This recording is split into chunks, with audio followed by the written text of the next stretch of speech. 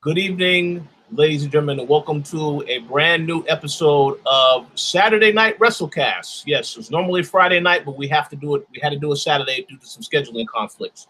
I'm your host, Rich Bell Jr., and tonight I'm joined by Mr. Adam Vale. How's it going, Adam? What's up, people? I wonder if anybody's going out there to buy the Bullet Club Funko Pops. They just released a bunch of Funko Pops. I'm just wondering if anybody out there is picking that up. So That's a good question. yeah, they got the Young Bucks. They got the Young Bucks. They got Kenny Omega and stuff. So I don't know. And for me, I don't know. I'm just surprised that they were able to do that. So Hey, props to them. yep. We're also joined by Miss Dana Abercrombie. How's it going, Dana? I'm doing very well, and I'm not surprised by the Funko Pops. Uh-oh. See, there you go. See? All right, so as for this week's show, there was quite a bit of things that happened, some pretty major news things that we're definitely going to get into. But before we get into those main topics, I'm going to pass the mic over to Dana because I believe that there are a few things she wants to mention regarding other news topics. So, Dana, the floor is yours, and Adam, cue the music.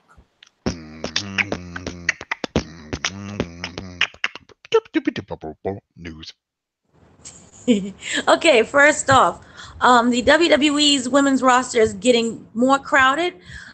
Those who don't know, they had a recent signee, and one of the signees, they made their in-ring debut last night, which would be July 26th, last night, which happened to be the third horsewoman from the UFC, Sharif. She's going by Sharif. What's her? What's his name's wife, right? Yes, Oh my lord, we're messing up already. What's this dude's name? Strong, Roderick Strong's wife. yes, it's Roderick Strong's wife. Made her debut, so she's officially on NXT, which means that we have our horsewomen. So that's going to be a very interesting thing, and I'll talk a little bit later about what that leads up to. But right now, the 23-year-old veteran and Japanese wrestling legend, Miyasoko Satomura, which I'm sure I just butchered, she also will make her way to the United States, and she has announced that she's going to be competing in next month Mae Young Classic. So anyone who's followed her, she's been doing this for 14 years. She's only 23, so she's been she's doing this for a very long time, even very young. Reminds me of Paige. But she has wrestled all around Japan in different venues. She's even did WCW for a little while, so she's going to be really interesting to see if she gets defeated, if she defeats someone. And she's known for her really nasty kicks and her Death Valley bomb finish. And also, Tony Storm was just confirmed for this year's tournament. So Mae Young Classic is looking to be really jam-packed. Now, according to Slice Wrestling, Vince McMahon wants to have a WrestleMania main event for Brock Lesnar and The Rock. Now, this is a rumor. Obviously, they hadn't signed anybody. The Rock's movie schedule, as you know, is very crazy. Yeah, packed. If you go to IMDb, he's got like 18 more movies in the works, including Big Trouble in Little China. That's awesome. So he has to be free around April. It's going to take place in Met Stadium. That's in New Jersey. We're going to have some NXT stuff at Barclays. So he has to be free around that time period. Whether or not it'll actually happen is, who knows. The Rock, however, has been doing interviews, and in his interviews, he's saying that he wants to go back to the WWE. He says that he needs to. He wants to be in the ring once again. So that's all talk. He can't do it. It's under contracts. Almost every contract and this is something that he has said and other producers have said whenever they refer to like, oh, well, is he going to be doing this? Like, no. It's in his contract. It's sort of like with athletes and motorcycles. It's like, oh, no, you can't get a motorcycle. Sign this deal. No motorcycles for you. Okay. We don't want you breaking your leg or something. And it's the same thing. They don't want him getting hurt. He could do a squash, or maybe they can do like something where he's supposed to wrestle, but instead someone wrestles in his place, and you get cut. But no one gets happy though. We're just trying to get the fans happy. You're trying to I'll make be happy. you're gonna be happy if he just walks in the ring and says, "I can't do this. Somebody else will do it." One WWE fan who's currently been happy. We are used to misery. We are not ever going to be. One. He's so happy that he never comes on the show anymore. His name was Ricky. He loves the product right now. He's super thrilled. Okay, I'll touche to that. All right, so Tyler Breeze made a surprise NXT return Thursday at San Diego, and people like lost their minds. They were very happy about it. He's been working in single competition for the main roster after the whole Fashion Police tag team thing with Fandango got sidelined because of the shoulder injuries. He's having surgery with that. But it's not the first time that he appeared at NXT unannounced. He also appeared back in May during a Florida show.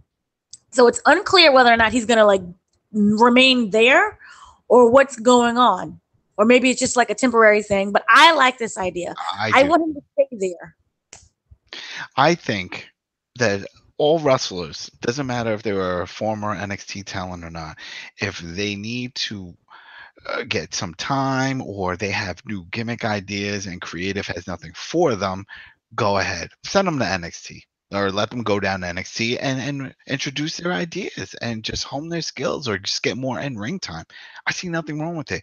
I think it's to the point that NXT is not seen as a lower tier. The quality is up there. Before I could understand, I could be like, well, that's developmental. And it still has that tag because it really is. But when you count the talent, the indie talent that's coming, they're not developing. They may be homing in on their craft, but they're not developing. I mean, these guys know what they're doing. And it's quality. So I see nothing wrong with some of these people saying, you know what? Hey, I have some ideas. I'm not getting the TV time to introduce those ideas. Can I go to NXT and go ahead? You know, the only time I could see it coming up as an issue is during payroll time. That's the only thing I could think of. If they're like, hey, we're paying you X amount of dollars because you were doing all these X amount of shows because you were on Raw, SmackDown. Now you're part of NXT, not doing all those shows. Maybe that would come up, but I don't know if WWE nickels and dimes like that, especially if they see quality in the product of whatever the person's producing. Like, obviously, they like Tyler Breeze. They like him. We saw that in the ESPN special and all that, you know. So if they send him down there, if he wants to go there and do something, you know, and we'll hope, because I mean that was not the case for Ascension. Because remember, Ascension went back down for a little bit too, and it was pretty much just to let people get over on them, and then they sent them right back up. I thought they were going to rebrand them or do something when they sent them down, just like with Tyler Breeze, and nothing happened. It was just like a few weeks of them just jobbing out, and that was it. I just kind of feel it's too late for Ascension, though. They've been so they're both good. The gimmick needs to go, but their quality, they're talented in-ring performers. It's just that gimmick just doesn't work anymore. It just doesn't work. I mean, they got to do something.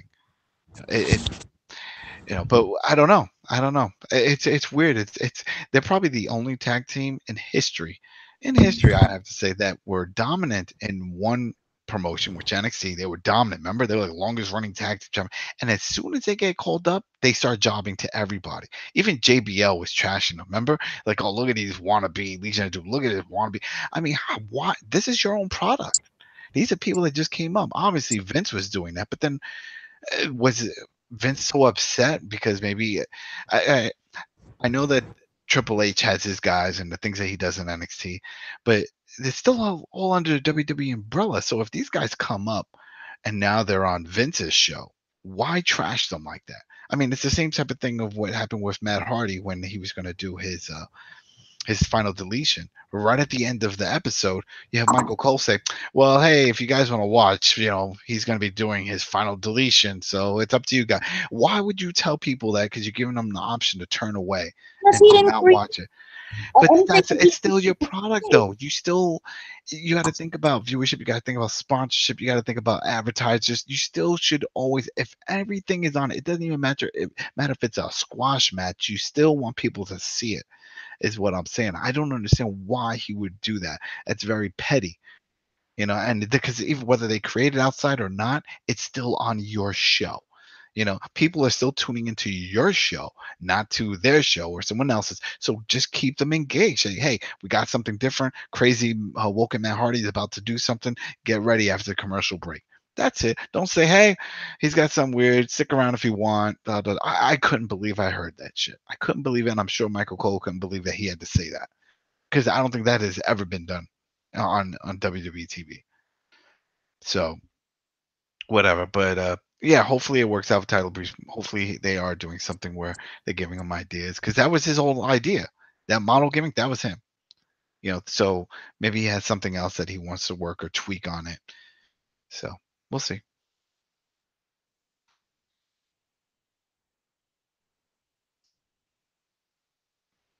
Hello?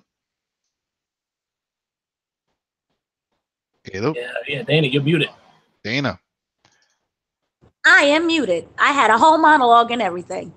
I said that Vince, I believe, can be very petty and will sink his own ship just because he's not at the wheel. So, yes. Next up, we have, now everybody knows that we just had the WWE Evolution announcement, and we'll get into that later on. But what people don't know is that there is a reason behind the name. Now, the reason Evolution, remember the stable back in the mid 2000s that was headed by Triple H, Baby Randy Orton, Ric Flair, and Batista when he had hair? Well, back then, you know, that was supposed to be the big main stable, and it overtook WWE, and it was really hot at that time, and everybody really loved it. Well, according to No Holds Barred podcast, WWE wants to make a female version of the stable. So, hence WWE Evolution. Now, what they want to do is that we're going to have the of the WWE. We know that that is Becky, Charlotte, Sasha, and someone help me out. What's the fourth one? Becky, Sasha, Bailey. Bailey, yes. So those four women will go up against the four horsewomen of the UFC. Well, yeah, I guess they can do it. So what they're saying is that they're going to book this as a climactic ending. So it's going to end in those two having this huge feud. Okay? So that should be very interesting. That we've been talking about this for a while. At least I have been. I've been saying this for over a year. When they introduced Ronda Rousey, I was like, yep, we're officially getting four horsemen. Well, I hope if they start this now, maybe the other two women will be ready for WrestleMania, because I'm assuming they would lead up to a big WrestleMania type match, you know, or maybe do like a Survivor Series because of the old 4-on-4, and then later on 5-on-5. I think they changed it too, but we'll see. My issue is that we as fans in the WWE have not been introduced to the other two. We only know of Ronda and Shayna. Shayna Baszler. So that's the issue that I have. And Evolution is going to be in October. So between, what are we in? Almost August, come what 2 days from now? So from August to October, will that have enough time to introduce us to these two new characters, people, and will we care? Well, I thought that those two were going to be in the Mae Young Classic, and that, you know how what they did for the Mae Young last year and with the Cruiserweight one, where they do an extensive backstory package on each one. That makes perfect sense to do that, because then I was like, all right, well, now we're being introduced to these two women. That would be interesting, but even then, is that enough time for us to get attached? I don't think they care. I think it's as long as the two of them, we already know they have Ronda, and Shayna, I think, is the strongest out of all four right now when it comes to in-ring and on the mic. So, I mean, we all assume that Ronda is going to be the leader of this group, but I mean, if we go based off of what we just said, the mic skills and ring performance, Shayna is the leader. Shayna by far is going to be a Hall of Famer. Straight off the bat, she's great in the ring, she's great on the mic, she's great in front of the crowd. She just has everything. I could see her long term really making an impact. So I think you put her in front, with Ronda, and then this helps out because later on, when that horsewoman runs its course, and like all these groups always do, and they do interfeuding, that's the match people will want to see. It'll be a battle between the two. No, I'm in charge. Well, I had a better record and blah blah blah blah, and then have them go at it. But the other two, they're supporting cast members, and eventually they'll get to that point. I mean, think about what you just said with the Evolution, the original one. Randy was still new. Batista was green. He had just come up from OVW. He was Leviathan. He just had a good look, but he really didn't do much. He was the muscle of the group. So there we go. Eventually they pushed him up to the front. So I could see it. We'll see over time. But I think it'll be fine if they set it up during those tournaments, the Mae Young and stuff.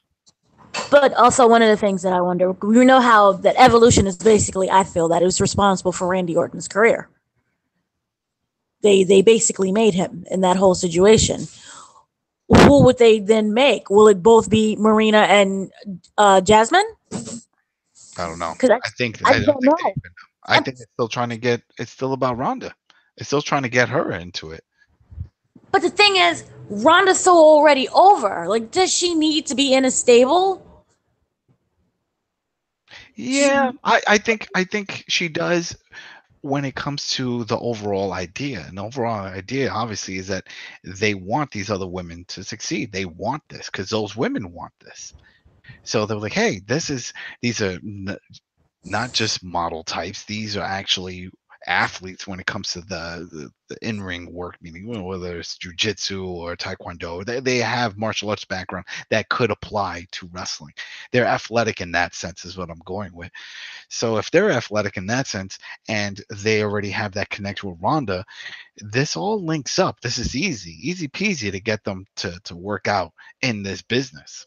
I find it interesting when it's the other way for men, when you hear these athletes like basketball player or football player. Yeah, I'm gonna, go into wrestling. I'm like, but for what? So you could do another spear and stuff? Because that's what we see a lot of these big. I mean, it's not really a comparable crossover for me. For me, I think MMA is. So I think these women would make an easy transition, and I think WWE sees it as an easy transition to get some quality people. Like, obviously, they all have to learn how to work, WWE and wrestling, pro wrestling style, but the idea of hold and transition of movements and from different holds, that transition, that can carry off across all forms of martial arts and into pro wrestling. So I think they see that also. It's like getting somebody with experience. And I think that's what they see as an upside. I mean, think about the indies. Why are we grabbing so many? Well, why is WWE grabbing so many people from the indies? It's because of that. They want that easy, faster integration into their product, as opposed to just what the developmental and what OVW and what NXT originally was, hey, anybody just come on. It doesn't matter if you have any background. And you still get some of those people, but they don't make it. Or it takes a hell of a lot longer. How many people have we seen from Tough Enough, especially the most recent one, come up? I mean, didn't they just sign that Ninja Warrior, right? I think she's still in NXT. I don't even know if she's been on TV yet. Yeah. So I think that's an incentive behind the whole thing. I have, aside from Shayna, and of course we have Ronda, I just don't really see these two making the splash. Remember, even in UFC, they kind of wasn't that great anyway. Well, Schaefer lost like back-to-back fights. Yeah, but but a lot of people wouldn't care. They're just Ronda and Shayna's friends, especially Ronda's friends. So it's like, oh, well, they also train together and they fight, so maybe there's something they could offer. We don't know how they are on the mic. They could be amazing on the mic. So that could change everything. I think they'll both women will get the benefit of the doubt. They're gonna get that rub, that instant rub. That's a no-brainer. Fine. Then in sad news, that means Shayna's leaving NXT. Yeah, I figured that would happen, but it's okay. It's okay because she's had big matches there, and it's time to go on. It's not okay because it's not a good roster. But that's it. I think it'll be her. It'll be okay for her because it will be her show. I put her up there with the way Alexa Bliss, but she's actually better than Alexa Bliss, because Alexa Bliss is still kind of rough on the edges in her matches, but she's awesome on the mic. And Shayna does both. She's awesome on the mic and she can work, and that's a plus side. And I think she would, if they place her in the right position, she could be that dominant heel that they're looking for on the other brand. They just don't have it. You have what's her name, Carmella, and she can't really work. It's not believable when you see her in a ring going against Asuka, which is why they had to bring Ellsworth in to make it interesting, because they knew it's not going to be an easy sell of a match to get people interested. Now, take her out and put Shayna in. You got a good match. A match people will want to see. Yeah.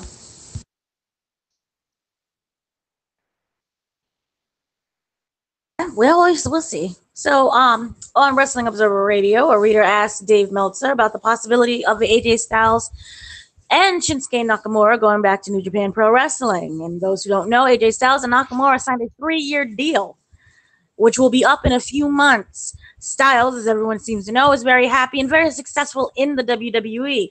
However, Nakamura is not exactly feeling the same. Well, he has a very toned down style, and it's very different in America than it was in New Japan. So there is a very good chance that Nakamura may be heading back to New Japan Pro Wrestling, and New Japan Pro Wrestling really wants him back, and I want him back as well. So he says that he wouldn't be a complete shock if Nakamura does return. He knows that New Japan wants them back, and there have been attempts for all the guys, all of the original New Japan wrestler guys, such as Gallows and Gallows, and I actually want them back as well. They said if they do go back, then it would be great for their careers, because right now they're treading water in the WWE. He doesn't know how well it's going to go, and he doesn't exactly anticipate anybody going out. But if they do, it wouldn't be a big surprise. So we'll see in a couple months how it happens, and it'll be great. And also, they can do, if they do end up having these weird talks, they can have something where they take Nakamura, Anderson, and Gallows. They go back. Finn Balor can go back too, and they can get the Young Bucks, Kenny Omega, and Cody Rhodes on them. He said no, so we'll see how that. I don't see AJ going out. He's making too much money, and he even said within the next 5 years he's retiring. Yeah, there's no reason. And his family is here in the States. The whole point, he keeps talking about, even in that special on the network, that when he signed with WWE, the great thing about that, and he loved Japan, but it's just the distance from his family. And that's not what he wants as his kids are getting older. He doesn't want that. So I don't see him going. Nakamura, I remember when he was in NXT, and he was doing some stiff matches, but it wasn't as stiff. I think he hurt a few people. I forgot, was it Austin Aries, or was it later on? I forgot when it was. I got to find it. Yes, it was Austin Aries. That he had hurt, but he hurt somebody else before that. And he was talking about it in an interview about it was just getting used to it. The strong style was always there, and it's a very stiff style in Japan. And one of the things is that he knows here is that it's not so stiff, so it's trying to tone that down. But on the same side, also better for him, because it means it's less bumps and bruises where he was constantly working in pain. So he didn't have to deal with that as much. So he sees that as a plus and a negative, just because he has to change up his style and figure out the proper way of doing things. So because of that, and he is getting older and he's making money, they offered him a great deal of money to show up here. And I'm sure he's making money off of merch, because you see how people live. Whenever they pan the crowd, they're always wearing his strong style shirt. I own a strong style shirt. A lot of people support him. So if you add the bonus money from the merchandise, the big check that he receives, the fact that every time he comes out, whether he is over or not, he gets a loud reaction from the crowd. People love him. So the internal ego, that you have, that all these wrestlers have, that feeling of like, I want admiration, I want people to appreciate me. He's getting that every time he comes out, and he's a heel. Where do you see the negative in all of this?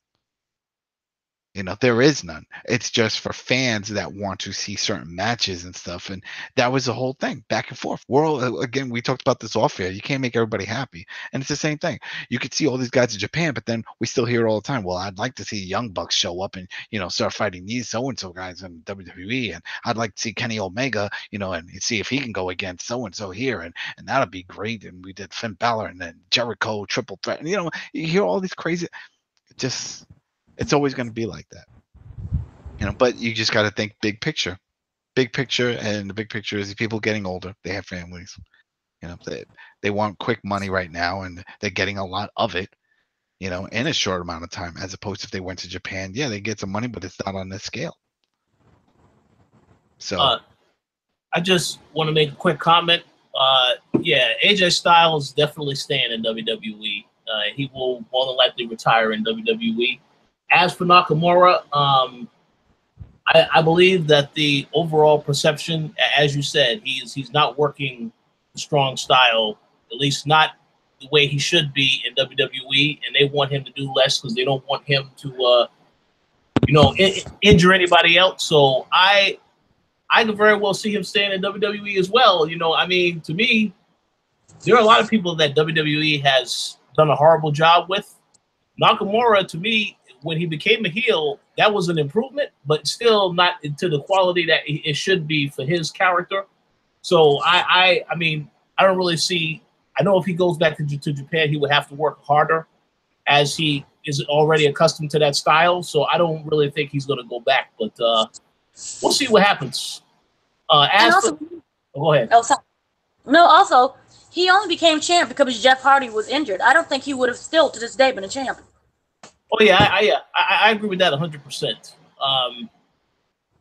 As for the others, they're not doing anything with the club, so I would send them back to.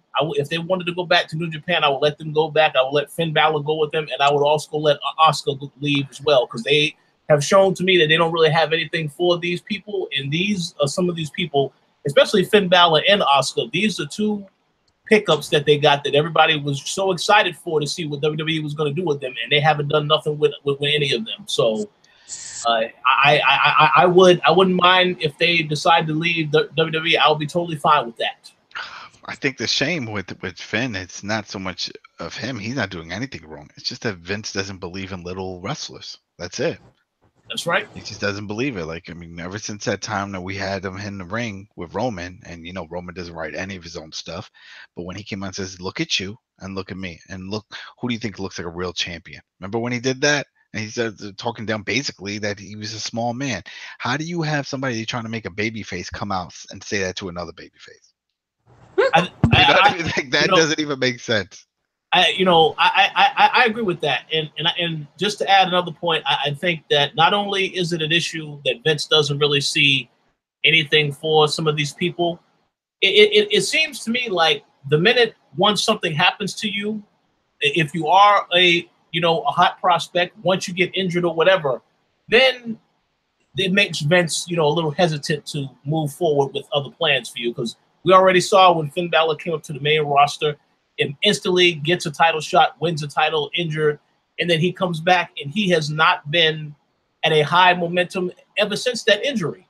So I think that made Vince very hesitant in what he can do.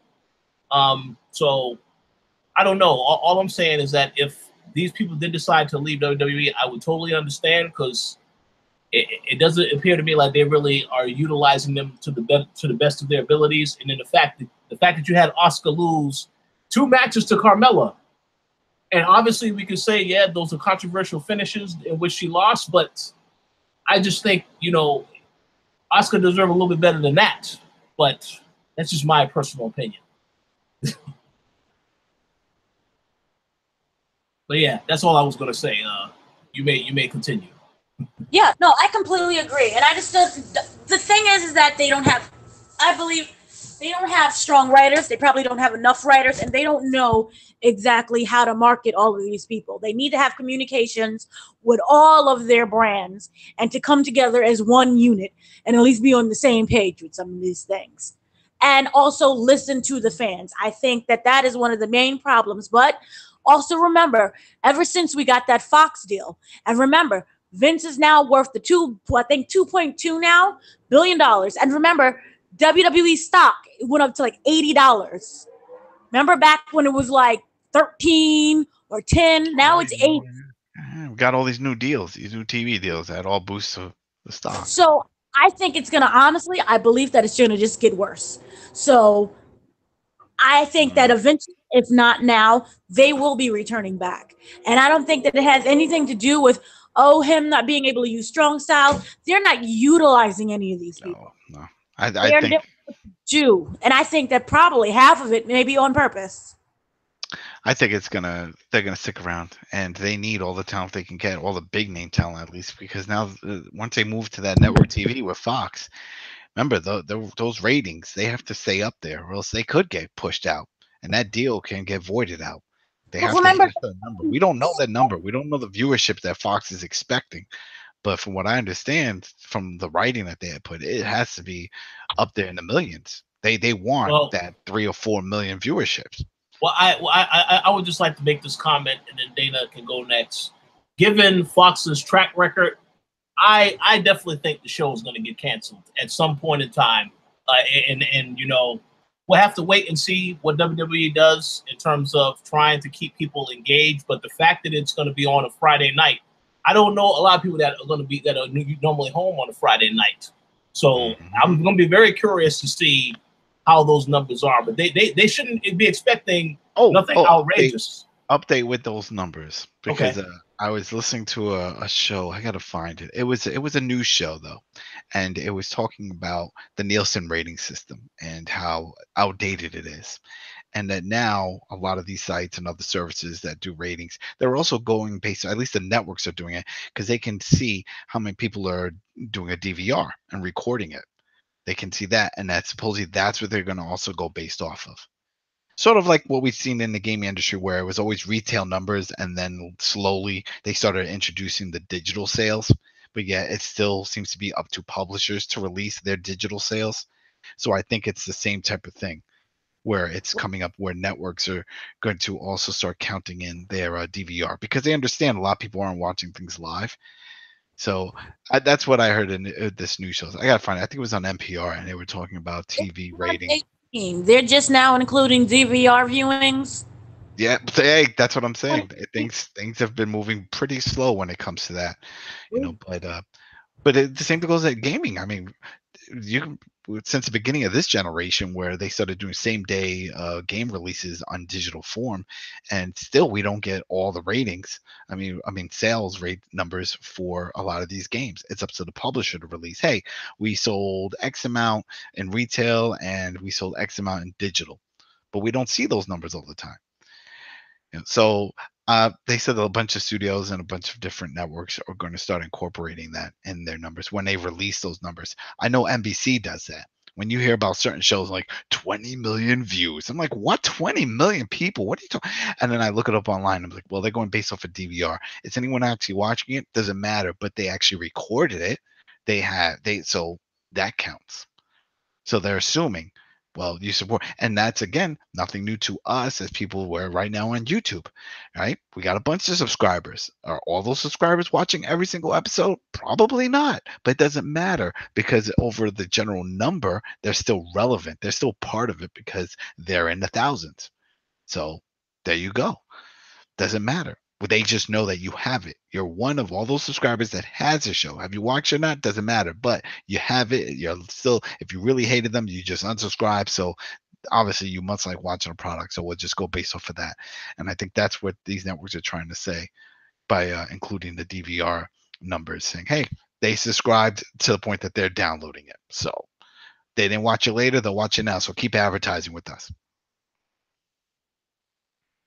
You know, because that's what they're for. The numbers are, it's not bragging rights. It's numbers so they can show advertisers, and then advertisers, of course, bring in money, and then that makes the shareholders happy. It's that trickle down effect. So as long as advertisers know people are watching it, then it's worth paying the money to advertise their product on your show.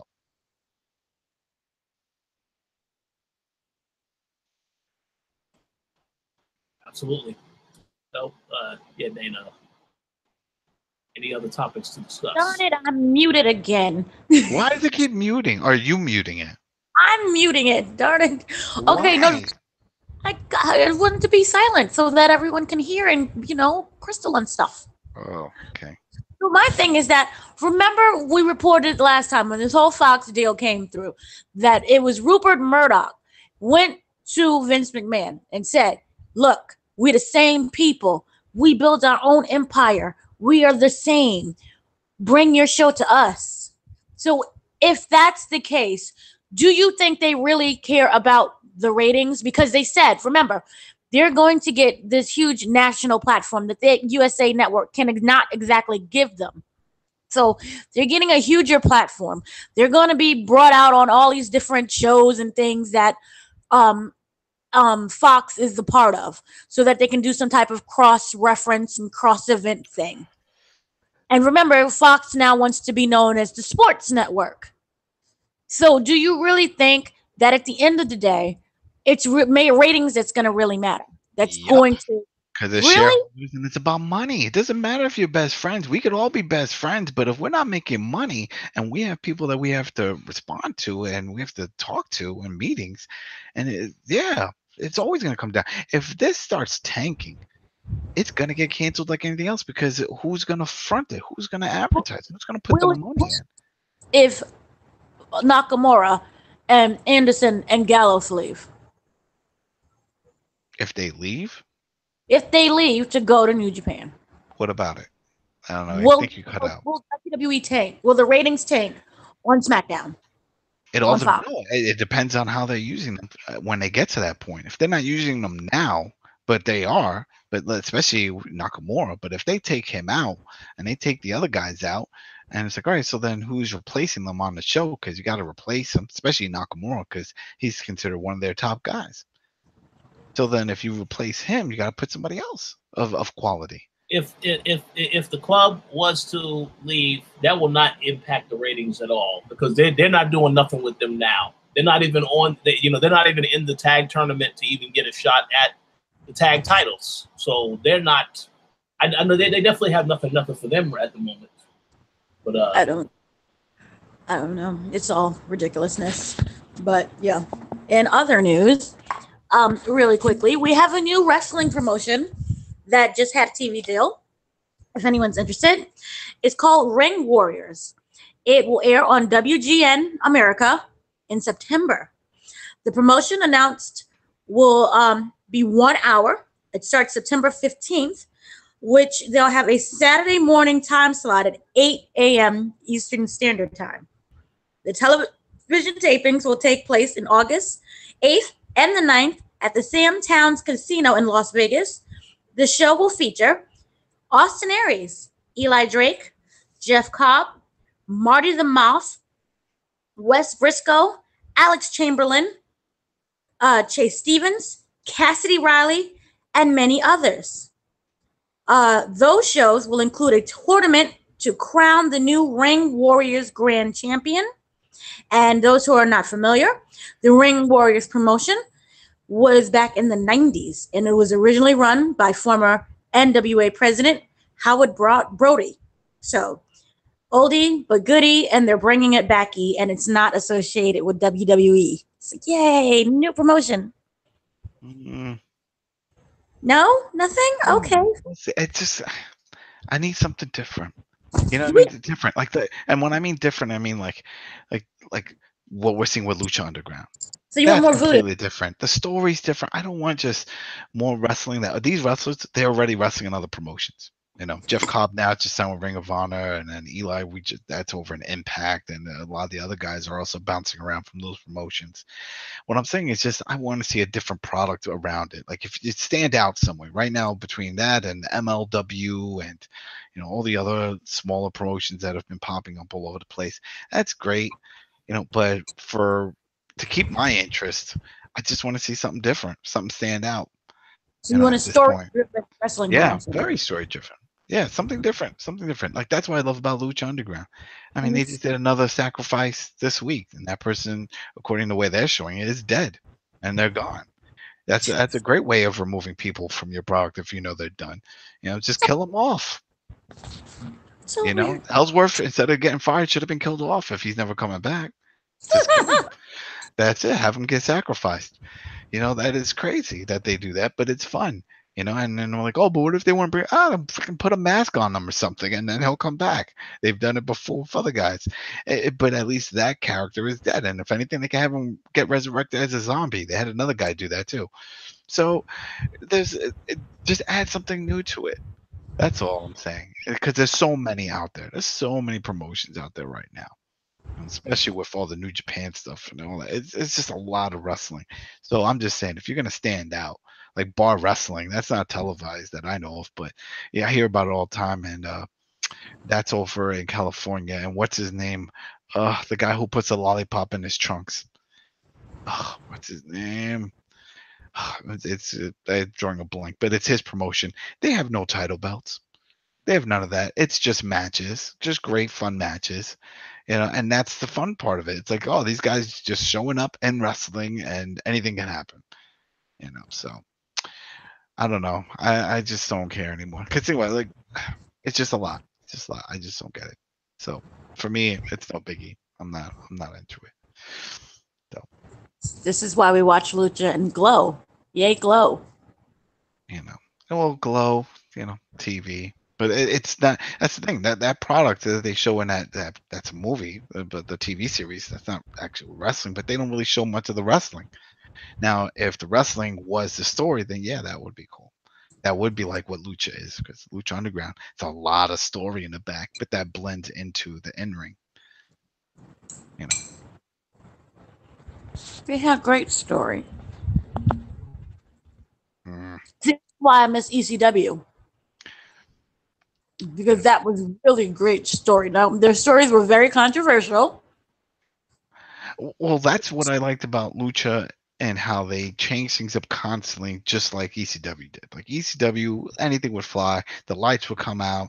When they turn back on, got Sabu in there, ring the bell, we're gonna have a different type of match. You know, they would just change things on the fly, and that's what they do in Lucha Underground. 1 minute it's a 6-way match, and they say, you know what, scrap that. And midway through, it's gonna be a 3-on-3 match. No, now it's gonna be a death match, and then it isn't that. They just change things all the time, and it makes things interesting. WWE used to have that. Remember, I was a kid. I was deeply invested in the whole Kane Undertaker thing. They had a lot of crazy matches. I mean, that's where all these Infernal match came from, you know, and the Hell in a Cell match and Buried Alive match. We saw a lot of weird gimmick matches, and then they just all stopped. You know, I think it's, you know, they made it to the top of the hill. Well, I would like to say they've always been on the top, but there's no one close to them, and so there's no real incentive to push that creativity. Yeah. So that's the downfall. People, well, New Japan doesn't matter. New Japan's never going to get to that scale that WWE is. I don't see anyone, because we live in a time where it takes money, you know, and also it's the many from the throwdown like to say it's in the zeitgeist. Everybody knows WWE. That's it. If you're a wrestler, you have to be part of WWE. It doesn't matter where you are. It's the mainstay. It's sort of like what the XFL is going to have issues when it comes to the football, because people will be like, well, I watch NFL and anything else has to be a lower quality or a B team. They're automatically going to assume that. It's just the way it is, because they grew up watching NFL. That's their mainstay. That's it. And it's the same thing with wrestling. You know, we talk wrestling fans, Hulk Hogan, Piper, and then the later ones is The Rock, John Cena, and then I'm sure kids growing up, Roman Reigns. To them, that's all that matters. You could talk about Kenny and all these other dudes and Young Bucks and all the other, even Cody, you know, if he's out there, but they won't remember. They won't care. They'll be like, hey, well, it's WWE and nothing. Everybody else is B team. So it's going to be tough for any of those to come up. But that is, yeah. And real quick transition. Speaking of Cody Rhodes, he will be appearing on the upcoming season of Arrow. Yay, he's back.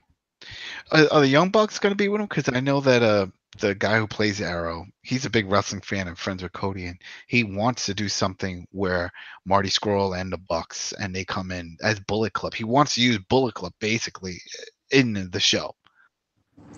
That would be amazing. Because that's one of the things that he said that he would like to do, and he's trying to figure out how to push it. And I get it. I mean, they have a crazy gimmick. They would definitely make a good heel faction in the show, in the universe. So that would be fun. It would be perfect. Yeah, I know that there was like rumors they were trying to get them in seventh season to be a part of Suicide Squad, but obviously that did not work. All I'm saying is that show is getting long in the tooth, and it's to the point that I think, because I stopped watching after like season 4, it was just too much. I got so tired of all those weird flashbacks. I'm like, man, how much time? I thought you lived all that time on the island alone. And it turns out, no, you got off quick and you traveled all around the damn world. So I feel like at this point, throw everything at it. Throw everything, change everything up, just like Buffy did. Remember that show? They started throwing all kinds of craziness in there after a while. Do the same thing with this. That was a beautiful, beautiful show. Yeah, missed that. Isn't it coming back? I could have swore I read some. They're rebooting the show, but they're making Buffy black. She's not Buffy anymore. She's going to be a new one. She's a new Slayer. She's a black Slayer. The Black Slayer. Okay. And also, remember, they're that woman.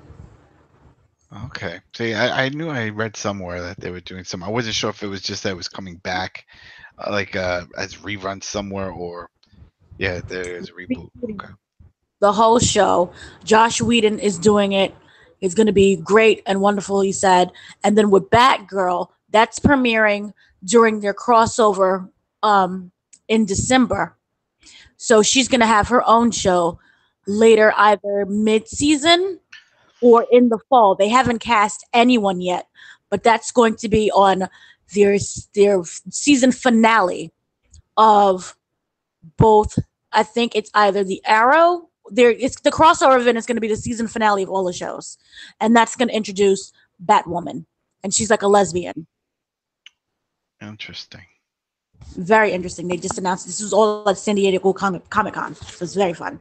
Anyway, so Jerry Lawler needs to go and grab his son because basically Brian Christopher Lawler is lost his darn mind. Now remember Scotty 2 Hotty? And remember he was too cool.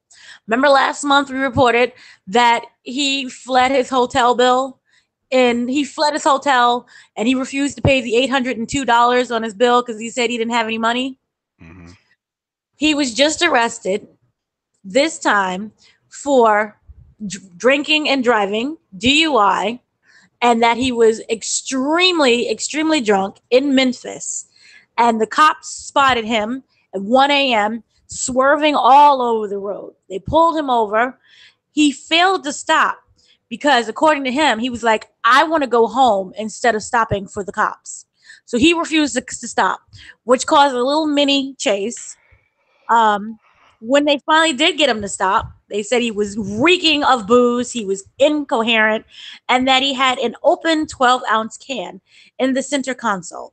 So they arrested him, obviously, right on the spot, right next to his home. And he is currently booked for a $40,000 bail. So he can't pay his bill. Remember, he couldn't pay the $802. Where does he live, and who does he live with? Apparently, he lives in Memphis. Not Memphis. He lives in... I don't know. The reason why I say, because, well, what is it? I just wonder if he's living with family or something, because it sounds like he's not working. And he's really down on his luck right now. So I would just wonder who's taking care of him. I don't, maybe. Because it sounds like Lawler's not involved at all. I think they had a falling out, and he's just wasn't it a thing where he really didn't want to be associated with his son, and his health was. I mean, I don't remember. It's sad. It's very sad. I mean, it's got to be really sad for Lawler also, because this is his flesh and blood. This is his kid. So when I have kids, and I'm sure when they hit a point where they're an adult, it's going to be hard to just let them make those adult mistakes and not be able to get involved. But I don't know if he doesn't want to, or maybe they really did have a serious falling out. But maybe you're so that far gone. Remember, you can't baby Brian. Brian is like 50. He's 40. No, that's not. It doesn't matter. It's not babying. It's just like this could have led to a death. You know what I mean? Whether he kills somebody drinking and driving, or he bangs into a car or a tree and he dies. Right. That's what I'm saying. I mean, it's still his kid. You could be 80, and if your dad is still alive or your mom's still, you're still their kid. They still see you as their little baby boy and girl. It's just the way it is. So I'm sure it hurts him to see his son go through this, especially, the TMZ and other sites reporting it and showing pictures of his kid all intoxicated, looking the way he does, in horrible shape. Right. No one ever looks good in those mug shots. So it's tough. And then remember also he got into the big brawl with Chase Stevens. Yeah, and then that happened. So It's not good. it's just sad. No one wants to see all this, and hopefully he gets help. Somebody steps in and puts him in a rehab or does something just to get him on the right track. Because that picture, man. I mean, granted, we haven't seen Scotty 2 Hotty in a long time, like in his old form, But jeez, this was rough. Yeah. So it's very unfortunate. I do hope that he gets help for that because it's just a terrible situation. But that is basically the news for the week. That was a lot of news. Oh, and Alex Shelley retired. Yeah, Alex Shelley did. He retired. He in a vague, cryptic Twitter post. Yeah. But for those, I listened to The Art of Wrestling, the Cole Cabana, and when he changed his format, now it's more of like him touring around and doing his thing. But when he was doing his interviews, the last interview he did was with Alex Shelley. And Alex Shelley had talked about it, sort of hinted that, he's pretty much done. He's feeling, I mean, he's doing more stuff. He was doing stuff in Ring of Honor, but it sounded like from his tone that he was on his way out. And here it is. I mean, he had a great career, a non-WWE great career. And that's it. I mean, there's a few people that I think should have walked away and just moved on, but hey, it's working. Not everybody has to stay around forever until their 50s and 60s and then end up at those conventions at a booth by themselves. Yes. We don't need everybody like that. It should be an industry where people can walk away and do other things, and it shouldn't be frowned upon. It's like, hey, that's part of life. People change jobs all the time. See that as this. You can do wrestling for some odd years until your body takes a beating and there's a toll on it where it's like, hey, I'm ready to do something else. I don't think I could do this. I mean, hey, he could always do. People are saying, like, oh, he's gone. I'm going to miss him. He could be a manager. He could be a road agent. I don't know how good he is on a mic. He could be, an announcer or, color commentary. He can always be in the business. Right. But just the days in ring, like there was another guy who was kind of young who also walked away a while ago. Steve Corino. Steve Corino, and he also walked away. He stopped wrestling, and his son started wrestling in Ring of Honor, and he was an announcer for a while there. I think he still works there in the back, roadie. Not sure, but yeah, it's okay. I wish him all the best. Yeah, it's best, rest your body. He can always come back. Yeah. Who knows? And that's why you see a lot of these wrestlers doing other gigs, such as Kane going into politics, JBL, him doing that whole stock market business thing. He has like retail and a lot of, Dolph Ziggler owns a few companies or something like that. Like he's got investments out the wazoo. Yep. A lot of these people go into real estate. Yeah, real estate is big money. That's easy. It's not a guarantee. It's not a permanent thing. Remember D'Lo Brown? He was very young, paralyzed. Not D'Lo Brown. Oh, no. Sorry, Oz. He's paralyzed. One little thing, and your whole career is done and over with. So you have to retire. You have to take a rest, and you have to have side gigs. Nothing wrong with that at all. Yeah, same thing like with regular sports. NBA players. Not everybody's LeBron James who are cyborgs and can keep going, but people that career usually ends in their late 30s. Football players, baseball players, hockey players, all the players, soccer players. The players. Players. Yep. It's a young man's game, literally. Absolutely. Yeah, so thank you for those news topics, Dana. There are 3 other things that I want us to discuss. Some major developments regarding the week in wrestling. First and foremost, I'm going to have to come at Adam. And I have to ask you, Adam, how did you feel when you see Bobby Lashley lose to Roman Reigns, and now you know that we're going to once again get Roman Reigns versus Brock Lesnar at SummerSlam? Disappointment. It's like, what was the point? What was the point of all of this? It was just to feed another person to Roman. Come on now. That was it. You brought Bobby back for this. I still feel they have bigger plans for him. There's no way he came back just so he can win one match with Roman. And it was like, hey, it was in my contract. I told him I want to beat that dude. I was like, well, here you go. He beat him, but not when it mattered.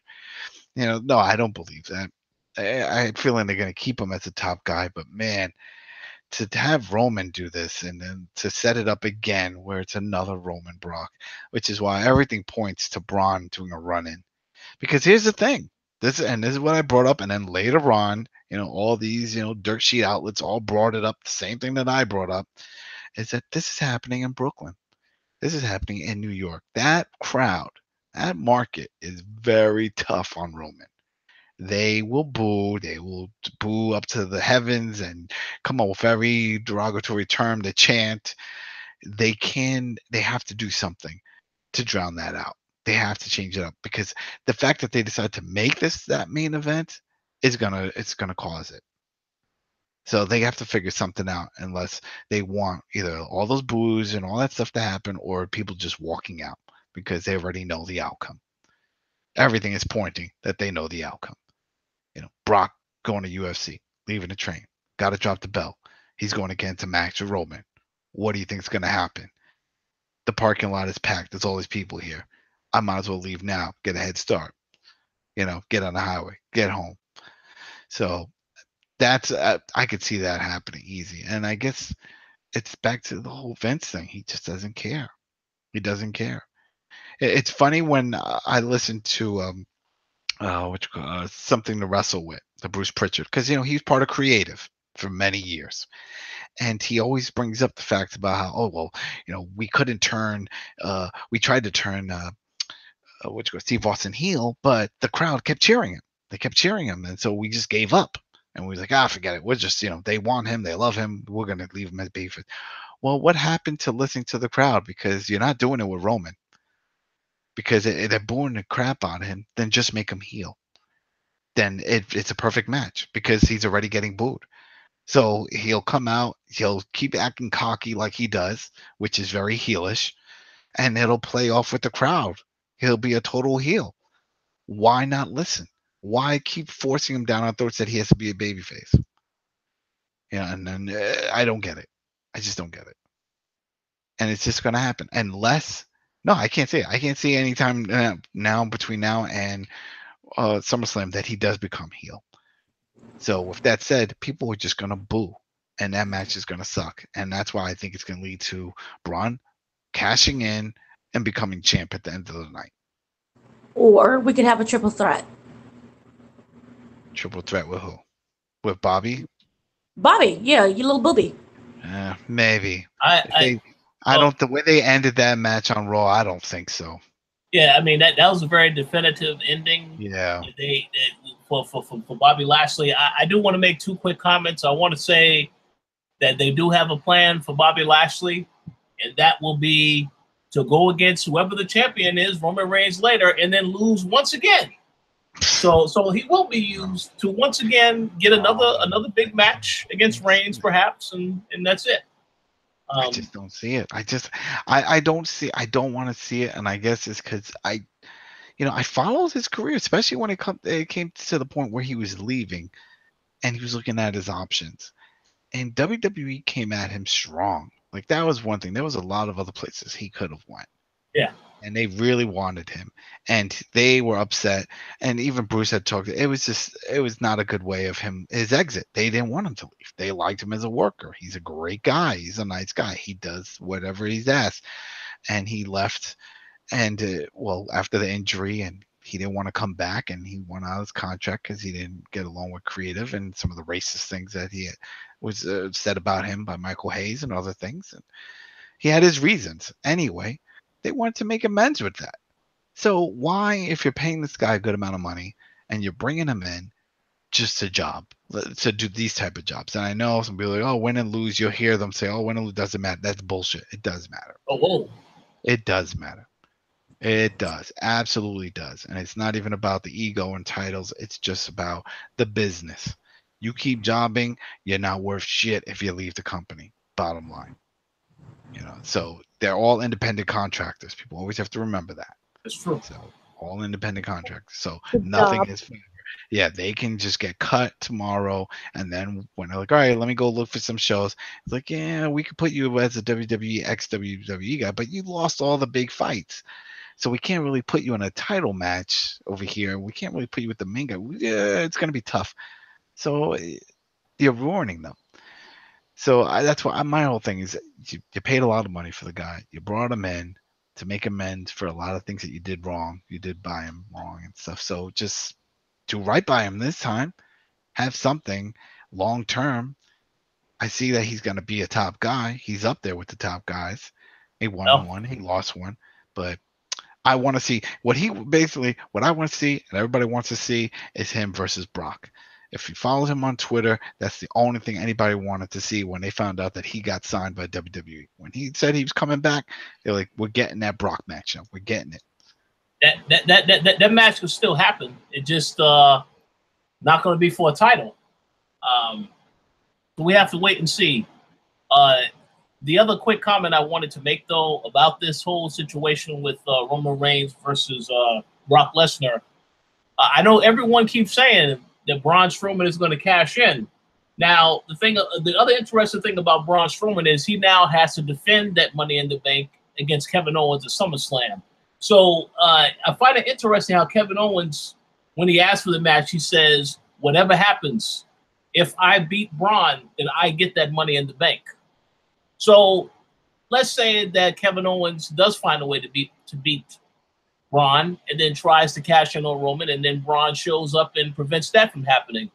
I personally think that would be just the worst move the WWE could do, because Roman is going to get booed, but then you have the person who was going to cash in come out and then somehow lose the cash in because the other person wants revenge. That would be horrible, because then Reigns remains champion and people will be pissed. But what's his name still hurt? What's his name? Dean Ambrose? No. Well, no. The ska guy that was friends with Owen. Oh, Sami Zayn. Yeah, he had surgery. I mean, he's not supposed to be coming back, but then again, I don't know when exactly he's going to be coming back. They didn't really give a timetable. They said it's going to be a while. He may not be back until next year. They said next year, like maybe if lucky, WrestleMania. All right, because I was thinking along the lines of what you just said. Like if Owens was to pull out a win, maybe it would be something like that. He comes in to help him, he wins it, and then later that night he goes and cashes in. And then they did that whole thing. But yeah, the other thing is Braun could beat Owens since Kevin Owens won their last match. And Kevin Owens could still come out there and somehow try to get involved in that matchup and cause Braun to lose the cash-in. All I'm saying is that the cash-in can happen, but I would just like to remind people to say, don't be surprised if something else happens with the cash-in and it's not successful because of interference, because I think that also could happen depending on who wins that match between Kevin Owens and Braun Strowman. But we'll have to wait and see. All I can say is I am not looking forward to watching Roman Reigns versus Brock Lesnar once again for the I believe this is like the 5th time this year. So I'm not looking forward to that. But I don't get it. Just think about it. Let's say if it goes down without any of what we're thinking and just Roman winning, the boos. Yeah. The disappointment, like they're setting themselves up for this. If you want to do something like this, I get it. You want to give him the belt. Don't do it in New York. Do it they do it in a place where he gets cheered all the time. Just they're setting themselves up for this. Maybe this won't be the main event. That's the only thing I could think of. This is not going to be the main event. They did the booze before. Remember? And people, and yeah, and then I remember that after that, people started walking out, and Vince was super pissed, and he didn't like that, and he was like, "All right," and they moved some of the main events, like because he's booking the same thing again, so they'll just walk out. I think New York will be better off if they don't even boo, if they just walk out. Yeah, they should just walk out. When they announce the match, and now wrestling Roman Reigns, and everyone leaves. Yeah, it's gonna happen. It's gonna happen. And it's not even a sign, oh, why are they doing this disrespect? They're tired of it. We've seen this too many times. We're tired of it. It's nothing new. It's like a bad rerun that just keeps popping up. You know, it's like, man, I want to see a new episode. Tonight you're getting a rerun. You know, remember Lost? Did you ever watch that show Lost? Yes. Remember that? And they were infamous for that because a lot of other shows every week was a new episode, right? No, Lost would come out with an episode and then you get like 3 weeks of reruns and then a new episode. You know, what the hell was going on with that? But it's the same thing, I feel like, with this. It's like, all right, we see all this other stuff going on. Oh, this is new. Oh, no, same result. Another Roman Brock match. All leading up to another Roman Brock match. And you know, not you know, one thing I will also throw in here is that based on the SummerSlam matches so far that we know about, it looks like a lot of these matches are going to be repeat matches. You know, Dolph Ziggler and Seth Rollins once again, and I would hope that they're going to change that match because they already had that Iron Man match that should have ended. That should have ended whatever was going on between those two, but obviously it's not over. So no. Because they had the interference. Once they set up that interference, it's not a clean finish. Yeah. You know, clean finish ends feuds. No clean finish, feud continues. This is true. So I don't know, but yeah. In regards to Roman Reigns winning, we will see what happens with that. You know, of course, Adam, you can look forward to seeing Brock Lesnar return this week in Miami. Supposedly, if he actually shows up, so you can see what that interaction will be like with Roman Reigns. Man, I wish he would just talk since it's live. I wish he would just talk and just say something like, "I don't want this." I miss the old Brock Lesnar. Remember when he was funny and entertaining and had personality? Yeah. Well, he doesn't need him. Well, he doesn't need to do anything now. Just pay him money and he show up whenever he wants to show up because that's the contract that they organized. So this is what they want. They wanted it like this. Yeah. It's funny. It's funny because it's like they give him this special contract, and then you see a lot of other wrestlers, the high-end wrestlers, that are like, yeah, you know what? I want that type of contract too. You know, and it's like, oh, shit, okay, I guess. You know, you got a lot of people. John Cena's going to get this contract. The Undertaker has this contract. You know, there's a few other people that are trying to see their next contract. They can get this type of contract. Remember, we even talked Daniel Bryan trying to get this type of contract. You know, it's where, all right, you get to wrestle at these main pay-per-views and stuff, but you don't have to do the grind of the day in, day out and the house shows and all that stuff. And you still get a big check. Well, Daniel Bryan has that contract now, so. He got it. They gave him the contract. Yeah. He wasn't at some of the house shows they've already organized, so he has a little bit of, I guess, somewhat of a little different schedule, but it ain't gonna be like Brock Lesnar. So we'll see. All right, there are these other two topics we need to get into real fast because this also to keep with the theme of anger because. Once you found out about this, I got a very angry phone call about this, and it caught me off guard a little bit because I was like, you know, this must be emergency. And then I get the call, and he's like, "What the hell are they doing with this WWE 2K19 Ric Flair edition?" So let me just give people a quick refresher as to what was announced. Yes, they did announce a WWE 2K19 Woo edition. Featuring Ric Flair. Obviously, it costs $129.99 for those that are interested. And of course, it comes with the deluxe edition of WWE 2K19, the season pass, in which we still don't know who the hell is going to be in the season pass.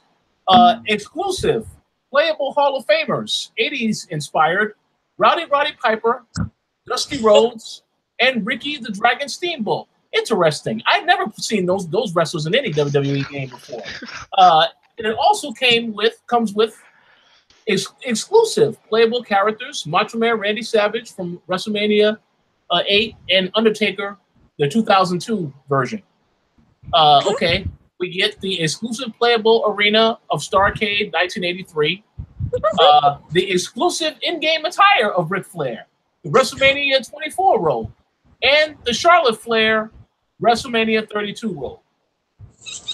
There you go. Plus, if you pre-order, you get access to Rey Mysterio, Ronda Rousey, of course, and of course the WWE Supercard limited edition cards featuring AJ Styles as well as a AJ Styles themed card back. And wait, we also get exclusive premium packaging, obviously, because we see the image. Exclusive and individually numbered WWE Hall of Fame replica ring. Wow. Exclusive. We'll say what? No, go on. We also get the exclusive Nature Boy inspired Funko Pop figurine. So there you go. That as well. And we get a Fanatics limited edition commemorative plaque featuring a fabric piece from Ric Flair's iconic pink and purple robe. So, with all that said, Adam, you have to explain to me and the viewers, why do you think that this edition is complete garbage? It's all crap. It's all rehash. I always talk about this. They just keep rehashing old shit. It's like you said, Dusty Rhodes, Macho Man, Ricky Steamboat. These were all Piper. They were all playable characters before. Now you put them in this bundle like, oh, guess what? You want to play those guys again? Pay for it again. This is crap. Oh, he has a new rope. No one gives a shit about the damn rope. As a cosmetic. Come on now. They have run out of ideas. They're adding Funko Pops and all kinds of crap. Anything else to sell the fact this game sucks. They're like, here, can you just give us some money? We'll put all kinds of trinkets. You want a backpack? You want a headband that has some sweat from Hulk Hogan or something? We got a little piece of fabric. Look, a little flurry thing from a robe. Don't you want this? No, we don't want this shit. We want something that you can't provide, which is a game that works. We want something that's fun. You can't do that either. So instead, you got to fluff it up with all this other crap, all these other attachments, these add-ons. Come on, $120 for this shit? Are you kidding me? Wait, hold on. Correction. $129. $129? That, come on now. Pure crap. All of this is garbage. It's just garbage. And it's sad. It's really sad. And we know how we know this is garbage? Because just last week or so, we had 2K coming out saying that they want to invest more into the WWE brand. And they want to push it up. And you know what that tells me? That it's slumping. It's slumping on the finances. It's slumping on all the other ends. And that they need to find a reason to step in and try to spruce it up. You know, and really, the truth is, the only way they're going to spruce it up is by getting another dev team on it. Because Ukes right now, they just run their course. They've hit a wall. And the only thing I can think of is just because they have not enough time to develop these games. I think it's like a 9-month window, if even that much. Because remember, they annually, every year we get another one of these fucking games. You know, and it's just little tweaks here and there, and none of them justify the damn purchase. The story modes get worse and worse. You know, when they had Showcase, when they introduced that was fun. I enjoyed it. You know, they introduced Universe mode. That was fun. But then ever since then, everything just keeps crapping and crapping. And they're like, oh, we did this story mode and with this RPG element. Yeah, RPG element from the 80s. You still got the dialogue boxes and all that stuff. Come on now. You couldn't even get the voice work, really? It just doesn't make sense. I just want to make a quick comment, then I'll go to Dana because I'm sure she has something to say about this. I have to give WWE a pat on the back. I meant to say 2K. I have to give them a pat on the back because they have literally shown and talked about so much about WWE 2K19, but yet where the hell is the gameplay footage at? I know where it is. It's called 2K18. Just watch that shit because you're getting a lot more of it. You're getting 2K18 2.0. You're getting more of that shit. Just like if you want to see 2K18 footage, look at 2K17. You want 17, look at 16. You want 16, look at 15, 14, 13, 12. Go all the way down the line. It's all the same shit. But it's horrible. But you know, this is a genius concept, because you want people to pre-order an item. They can't see what changes have you brought to the game. Nothing. None of this information is out there yet. I'll tell you the model they're following, because it's clear as day for me, and I'm sure a lot of sport fans see it also. Yeah. This is the model of sports franchises. You see this with NBA games. You see this with the FIFA games. What really sells is the roster updates. Yep. The roster updates is what those people jump in on it. Well, I want to play with my favorite team, and these guys got traded. They're not on it. And if I want those new updates to continue, I got to get the new game. That's just the bottom line. And that's what they're playing off of, because they're like, oh, we have this and that. But when you start packaging old guys that were already in the game just before as new bonus material, come on now. Oh, yeah. Exclusive. It reminds me of, and people keep forgetting this, when they did 2K15 with John Cena on it. And what? It had like 50 wrestlers on it, and everything else they wanted to nickel and dime you for. People freaked out. And then they were like, don't worry, we're coming back harder with 100-something wrestlers, and variants. Okay, you did it. Then now you're taking them out and doing a cycle again. And then it just doesn't make sense. It doesn't make sense. Oh, you got Rey Mysterio. He was playable before. Yep. And it's like... Well, no, they're going to say that now this is a new version of Rey Mysterio. No, it's not a new version, because he just came back. So it's the same damn shit. He's not doing any new. He's doing 619. He still has the same entrance.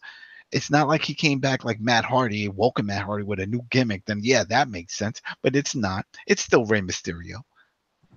But people get these games because they want those roster updates, and I am at the point where I'm beyond that.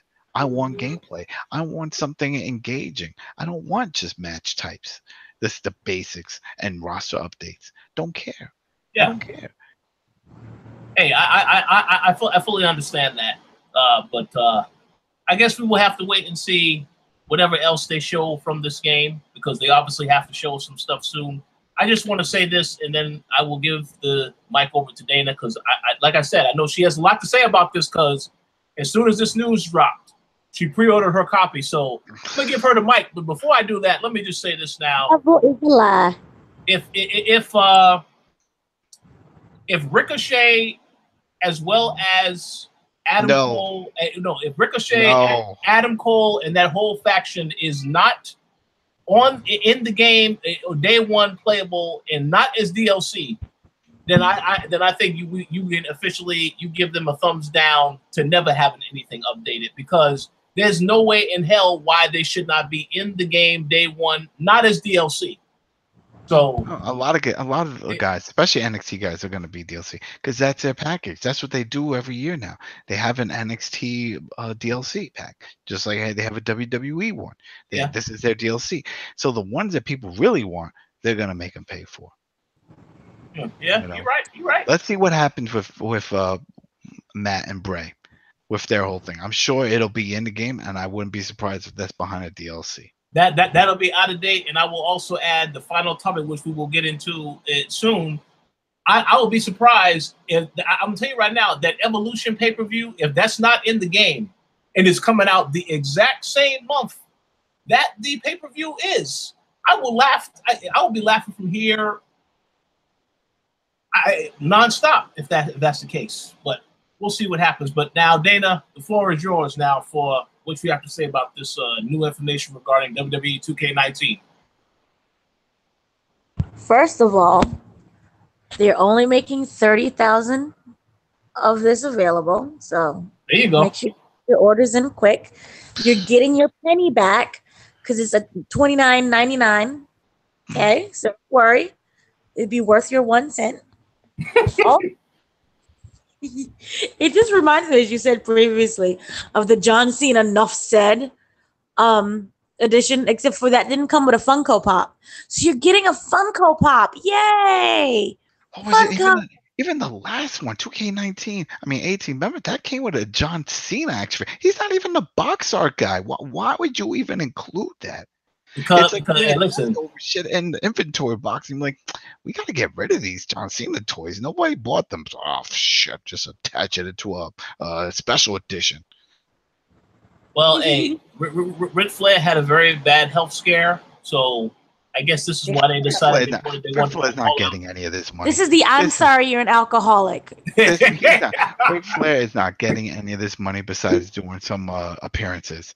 He's already set on a contract. There's no way they're giving him any perks in this. Stop. Please, It's extra rehab days. They're not giving him anything. The only money he's getting is when 2K says we'll put him in an ad or a commercial. And most of the time they don't do commercials or anything for these special editions. They didn't do it for Undertaker. When Undertaker had his other commercial, he wooed. He could woo his way back to fucking. This ain't happening. Now I'm mad. I don't want to talk about this anymore. Okay, this is all right. Got me mad. Okay. So I have some good news when it comes to 2K. Okay, now remember we're not getting the Switch edition, so no Switch. But extra good news.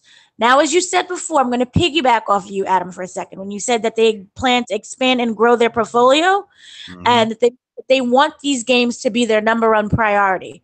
Okay, this also means that they want to make these games better. They want them to be very significant, and that they are tired of the same gameplay engine. So the 2K president, David Miller, which I'm sure I just butchered, he says that he wants there to be a brand new WWE IP. Okay? And that they want to take the game on a higher level, the whole franchise. They said they are stepping up their investment.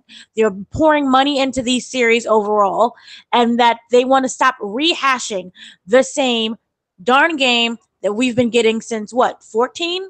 Yep. I'm not sure. When they did the Randy Orton one, when they introduced the new camera views. Right. And so they slowed the game down from SmackDown and Raw. It's basically when they started going the number route. Yeah. So they said that they want to give it a fresh feel, a fresh look, a whole fresh everything. All right. So they're breaking. What? Stop! I just had the image that they go Fire Pro. Stop. They want it to be better animation, better graphic. They want storytelling. They admit that it's not good. And also what they said, ready for this? Drum roll. Right now, it might not be annually. It doesn't need to be. So it's not going to be annually. You know what that tells me? Sales. The numbers have been low. Well, the numbers are always low. But that's the thing. For what they paid for that IP, they paid a lot of money to get that rights from THQ when THQ folded. There was other bids. I think EA was also in the bid for it, and they didn't get it. They wound up getting UFC, but they didn't get WWE. 2K did. And look at all the money, the big money behind the WWE brand. We just talked about in the billions it's worth. But no one's buying these damn crappy games. Well, got to do something about it. What happened to WWE All-Stars? That was fun. That was a fun series. Why isn't that coming out all the time? That was fun. No, we got this crap that keeps coming. So I agree, but we don't know when we're going to get. It takes a long time to get another engine developed, and we don't know any other game out there, any other studio that's actually working on a wrestling engine. Fire Pro, I joke about that. That's out there, but I don't think that's what they mean by going forward, because that's a 16-bit looking game. I'll just say this: they have intentions to make changes.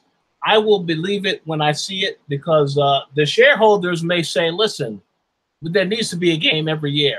So they are going to have to decide how they decide to move forward with the franchise. But I will believe them about wanting to make changes when I see them actually making the changes. I'll tell you this much. I don't think it does need it. And they'll realize this, because we've seen this with other games. Like, let's say WoW, for example.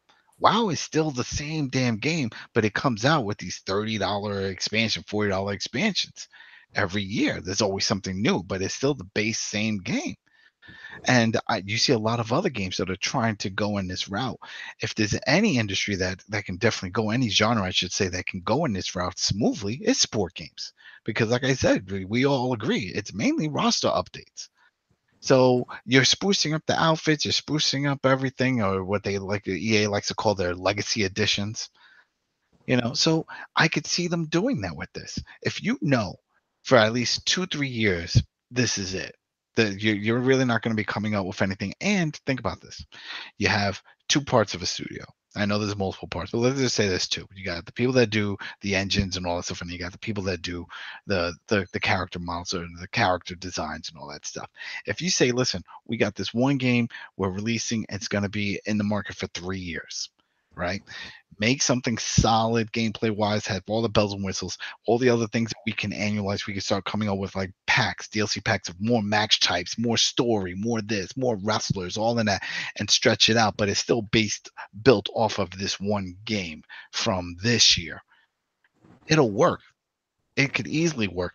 One of my favorite games of all time that I still play, The Division. It does that. It's still the same game, but they've added patches, they've added free content, they've added DLC content with free content, to the point that here it is, we're in 2018, and there's still plenty to do.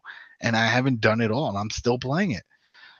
They can do it. Others have done it. And I think that's where they want to go, because then in the long term, it probably makes them more money, because like we all agreed, it's a rehash, right? It's a rehash every year. That's $60. We don't agree it's worth $60. But what if they said, hey, $60 once, $30 every 6 months, 7 months, whatever, or a year, and you get all this fresh content built on top of this? Would you be okay with that? See, there's only one problem with that. We already know that they do not like to update stuff. Like that's a change. That's what I'm saying would have to change. They even said it, and that's on the studio. Yeah, but I think it's because the studio doesn't have time. Because if you ever hear these, I follow them on Twitter, and to hear some of their things of whether we're hard at work now, or when a game comes out, oh, well, you doing this, you doing that? Well, we're already hard on work on the next one. And like I mentioned, they don't have that much time, that free time. They have to keep reworking for the next game because it's annual. So they don't have much time to work. By doing this, you're cutting that out. So now they don't have to worry about working for next year. So they can focus, that one team could focus on, well, the divided two teams. One team could work on the character models and the matches. The other team could work on the new engine or the new stuff that they have that's going to be released 2 years out. Is what I'm saying. Yeah. And this all... man, I keep bringing it up because I love them so much. They're so good. The massive entertainment, the guys who did Division, every Thursday they release a live video stream, state of the game, and they talked about this and they explained it when a lot of people came out. It's like, wait, when is Division 2 coming? 2019? How is that possible? You just released new DLC just a few months ago. How are you doing this? And he said, this is how we're doing this, because we had one team that was doing this. We were still we were still putting stuff on the base game. And the other team that built that base game was already working on the second game. And that's how you do it. And you stretched it out. They didn't make a Division 2 last year or Division 3 this year. You know what I mean? They were just adding teams. They had a team that was just working and fixing and adding stuff onto what was already existed, what they already had, so that they had another team that could make the new one. And that's how you get a game that's coming out in just a few months, as opposed to 2020, which is what a lot of people thought it was going to come. Because they were like, no, they've been doing all these patches. They got all this new DLC. How did they have the time? How did they do it? And in that state of the game, they addressed it and they explained it. And I was like, shit, that's genius. Why doesn't everybody do that? And they were like, well, other people have been doing it. We're following those steps. Diablo has done it. WoW has done it. WoW is still doing it. Think about that. If you want to go buy WoW now, like, oh, which version should I buy? There's only one. You know what I mean? It's like there's a bunch of add-ons and stuff, but there's only one. So it's just, sport games could easily do this. But if 2K, they said, they just brought up, they're going to put in a lot of money. Where does that money go? That money's going to go to development, the dev team, because you're going to need a team just to do what I was talking about, doing the updates, doing all that stuff, while the other part of the team is working on the next version of the game, which is 2 years out. And that way they have time to develop and they're not rushed in that 9-month window, because there's no way you're getting any serious changes in that time frame unless you run out and you buy a brand new engine from another studio. And right now, from what we've seen, I don't think there's any engine out there that compares to a wrestling engine. There's fight engines, but think about it. I mean, because it's such a niche market, we don't have 4 or 5 different wrestling games like we have 4 or 5 different big FPS games that come out every year. We don't have it. So who's making it? It looks like nobody's making it, just Ukes. You know, a guy that made Aki, that made No Mercy and Def Jam that we love so much, they're out of that market. They don't even make those type of games anymore. Yes, this is true. So that's what I'm saying. It's like, so you're gonna have to start from scratch. You know, I'm hoping that there are some people in you say, yeah, we have ideas for new engine, we just don't have the time or the resources. Then 2K could say, all right, get your team together. Here's the money. Go do that. Now you guys over here start building on this one, and follow that model. Follow the WoW model. Follow the Division model. Follow those type of models. Well, what's the term for them that they're calling? I keep forgetting. Game as service. That's it. This is all a game as service, and it can be done. Sport games could easily be done if you have a great base for it to build on. That's the problem with the Destiny stuff. They don't have it. You know, people run through that content and they're like, shit, it's 2 months in. I'm done. Now what? Oh, now I got to wait 6 months for you to come up with some other shit. That's the problem. Yeah. No offense to Utes or as Ricky would call them, pukes, but I think that Visual Concepts needs to take over this whole franchise, because what they have been doing with the NBA 2K game, this is a game that is updated as soon as there is an injury or a trade. This is updated almost immediately, like the following day. So they have shown that they can make updates regularly, and they've done a good job with it. Of course, not everything is good about their games. You know, there are a lot of microtransactions, but in terms of putting together a game, they can put together a solid game. So I would vote that they should be the ones to take this over. Yeah, almost all of them. FIFA does the same thing, where you go to play a live match or just a play now match with a team, and if a player got hurt that weekend, that Monday, he's not on that starting lineup. You know, so you're like, oh damn, you know, it's like they do it, and that's the sport thing. Now they could easily do that in this, but again, it costs money because you got to pay people to make those changes. And That's they true. need to do that. They need to do that. They need to make it where, you know, if someone got hurt, or let's say if there's a new outfit or someone got a haircut, simple haircut, you know, or did something, that's in the game, that it's just been updated. You can do that. It's different. People are like, what do you mean? What game does that? Well, obviously there's no other wrestling game, so no one has done it. They need to do it. They need to make the mark. They need to set that standard, because they're in the lead. There's no one else doing it. That's it. So, you know, let's say, all right, for example, that's what I thought was going to be the progression of the WWE Universe mode. Because people are like, oh, how can they make it better? Make it like what it says it is, the universe mode. It's live universe. It should be like what we expect from our basketball game, like you said, where if a guy gets hurt, he's not in that match. Well, if a wrestler gets hurt and I'm doing the next Raw, he's not on that card. He's not even there. And there's an inactive section. And when I click on it, it says he's out for some odd months or weeks or whatever. And make it a surprise run-in when he does come out. I'm like, oh, I guess he's out of injury now. The time, I wasn't even paying attention. Time, it's gone. And he came back. You know, if a guy, like I said, with the haircut, or he joined a new group, you know, there's a new faction that's formed. And then the next time he comes out, he should have him, because both of them are there. Let's say Matt Hardy. Right. Let's say while he was there, he did the Woken. He wound up going Woken there. He winds up tagging with Bray Wyatt. Well, where Matt's having a match, and who runs in to help him? Bray Wyatt. You know what I mean? It just takes people in the back to actually get creative and implement these things into that mode. The mode is there, and that's what I'm saying. If they set these foundations and keep building on it, people will stay happy. But they don't. They release the game like a toy. They put it out, and then they walk away. But my toy's broken. My toy is missing a piece. Too fucking bad. Guess what? Next year we're making another toy. You can go buy that one, and I'm guaranteed we'll at least fix 2 of the 18 problems. So enjoy. But however, if you do buy that toy for Nintendo, it will not work at all. It will never work, and we're just going to walk away. No refunds, no nothing. What an epic fail, and they didn't make any comment about that. You know, and that's the whole reason. And that's especially, oh man, that's what really got me mad. Because on that same note, they were talking about all that they're going in on the 2K, and I mean on the Switch, they're gonna bring some more 2K titles. Stuff. It's like, yeah, what about your epic fail of the wrestling game on there? All your games, your new ones, are all gonna come on the Switch except that one. Yeah. So my thing is when I heard the same thing about, oh, we want to invest in new IPs, you mean you want to make a different version for the Switch only, because according to Ukes and stuff, it just can't be done on this, which is why they went to another party to do it, because they just can't do it. It just doesn't work on it for some reason. They said that it doesn't provide for the best experience. There you go. But you know what? This is one thing we've learned, that the Switch, it can't do the top-notch games that we're expecting, but it can do the older top-notch games. Then just do something older. If you did it on 360, then bring that 360 version over, give it a new name, call it something else, WWE Wrestling something Switch. Don't call it the 2K. Don't try to swindle people. EA did that they did their the FIFA 18. That was another bullshit. Didn't have a lot of the modes in it. Didn't have the journey in it, which everybody wanted.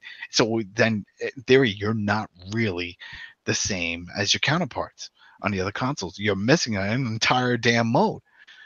And I'm a big foot player. I couldn't even play FIFA foot on it. They were like, "Oh, you have foot on this? Okay, well, I have the app." And they said the app's not compatible with this version. What? What do you mean it's not compatible? It's all part of the same universe. My Xbox is linked to my PlayStation, and my Switch can't do it. Oh. No, absolutely not. Who's making the Lucha Underground game? That's what we need. That can go on forever with the crazy story. Make the Lucha Underground game. Hey, they took a look at the budget to make that, and they said we ain't got no money for that, so that ain't happening. Good heavens. We'll see. So Dana, did you have anything else you wanted to add? No, just woo that edition. Oh yeah. Well, despite all the bad things that were said, I'm pretty sure that you and Adam will still be picking it up. So that's never. Yeah. All of Never. all of your life. I will admit this. I will play the core game, but I'm not buying that. I'm not spending all this other money to get these other. I don't even see that. I don't even see any reason. They haven't shown any reason. Think about it. They really think it's just the name that's going to sell everything? Oh yeah, and rehash of all the old shit. They have shown nothing, and the reason why is because it's the same shit. No, because they told you the game is going to be phenomenal because they have AJ Styles on the cover. Yeah. You know what? AJ was in 2K18 too. That's true. Absolutely. So don't need it. All right, don't $1 million challenge everyone. You can win $1 million. No thanks. That's fake so news. That's how they can get people to buy the game is $1 million. No, but you get to play actual AJ Styles in real life. Go on the internet right now and type in raffles to win money, and you'll find a billion freaking websites where you can give all your information, like your email and your address and all that shit, and put yourself in and see what happens. Yeah. You don't need to actually go buy anything because they'll just sell you information, but you have a chance to win. Wow. You're not being a good sport. No, I'm not, because I'm not supporting companies that like to rip people off. That's what I think you have a valid complaint, especially if you picked up the Switch version and they never fixed it. So no, they never fixed it, and they don't give a refund, and they just leave it the way it is. Everybody who had that should have got a refund. There were so many petitions for refunds. I agree. Just give us our money back. And I'm pretty sure it's still there on the store. That's the worst part. It's a broken game on the store. No store shelf would ever say, "Wow, this jar of peanut butter is cracked and it's broken and it's leaping out. Should we take it off?" No, leave all the broken ones there. Somebody will buy it. Wow. But it's not good anymore. Who cares? Some dumb fool won't notice and they'll buy it. Are we going to lower the price? No, leave it full price, sucker. That's right. Absolutely. I agree. All right. This is the final thing to discuss. This won't be long either. Obviously, the big news from this week is that we're going to have a all-women's pay-per-view coming in October, referred to as WWE Evolution. Now, I have something to say on this matter, but I want to go to Dana first. Your thoughts about this pay-per-view and how it was handled, and do you think it was worthy of the major announcement that they made on Monday Night Raw? Is this because I'm a woman? We're going to go to me first? All right, who's going to me because I already know who's going to win everything. No. I already know who's going to win everything. No. I wanted to go to you first because I haven't asked you your opinion on any of this stuff. I know, because we don't have opinions. No, I'm sorry. I thought it was so okay, first of all, the whole announcement was hilarious because remember they came out there and Stephanie gave like this 2-hour-long monologue. They made her sound like she discovered women and that she birthed the revolution that happened, and that this whole thing was her idea. And her and God got together and like, let's make women so we can have this whole pay-per-view. This whole thing, I want to say, is only because people were so angry about women not being at the greatest Royal Rumble. This is not some type of concept where it's like, yeah, women are great and wonderful and they deserve their own pay-per-view. They do, but don't for 1 second believe that WWE is like thinking this concept like, oh, we're going to do it because yay, women. They did it because of the protest. With that set aside, it's lovely to see a pay-per-view filled with women that are not on the roster anymore, because let's look at the thing. The women currently on the roster are not even enough to make a Royal Rumble match. So I think that this will be something where we're going to end up getting like the wrestlers from the yesteryear. Yes, we're going to get Trish and we're going to get Mickey. Well, Grandma Mickey's already still there, but we're going to get Trish and we're going to get Lita. But I think we're going to also get a lot of independent wrestlers and a lot of female wrestlers from the tournament. So maybe this will be a great way for them to be introduced. I think that this means nothing unless this is an annual thing like they do with the Greatest Royal Rumble. Remember in Saudi Arabia, that's supposed to be an annual thing. If this is just a one-off pay-per-view, it's even more insulting. And is it a pay-per-view or just on the network? If this is on the network. So it's not even a pay-per-view, really. It's just a network special then. No, it's just a special. And also on top of that, I need to be fully convinced that James Ellsworth is not going to come in and start running everything and then winning every match. Because the way how they treat women in their matches recently is just disrespectful. So I don't understand what they're trying to do. Again, I just think that this is something to appease people because of the Greatest Royal Rumble and to get them to shut up. I honestly feel nothing for this, but it's great that you get the independent wrestlers are gonna, get something, a chance to shine through. Gail Kim already said she wants nothing to do with this, so I don't know what they're gonna do. Resurrect Mae Young? Who knows? No, they're gonna put somebody that actually matters that everybody loves, and you know who that is. It's gonna be permanent. This is just for a pay-per-view, one night only. So does it matter? It doesn't matter. For you, it does. For you, it will. For me, it does. It will for you because it's going to have someone from Glow in it, and you love Glow. Yes, that's what I imagine. I imagine all of Glow coming. And who was the actual wrestler in Glow? Jackie. I can't remember. Jackie. And there was another one. There was another woman who was from Glow. I just remember Jackie actually coming and making an impact and becoming champion. She went into ECW and she later went on to WWE. She was one of the original members of Glow. So we're going to get Glow. We're going to probably get a couple cameos. We're talking about the same one, not Jackie from Texas. The one that's in the Hall of Fame. No, she's talking about Jackie from 227. Haha. No, I'm talking about the one from the the one that she did with CM Punk. The one that did the thing with CM Punk. Remember the Right to Censor group? Yeah, yes, her. Yeah, her. I'm thinking of her, who was like really sexual, and then she did the Right to Censor, and that was a good. She still works out. She still trains. She looks good. She looks good. She's gonna be in it. Molly Holly's gonna be involved in it. But I also going to be their Hall of Famers. Yeah, I just think it's going to be this huge gimmick thing, and it's not going to be very good. I am so sorry, but recently, have we not seen every time that they have a gimmick match that it sucks? Their ladder match sucked. The cage match sucked. The Royal Rumble was a complete discombobulated mess. So to get an entire full pay-per-view of this, good luck. I'm just looking forward to the whole Evolution thing when you see the four horsemen of UFC and WWE. Sorry.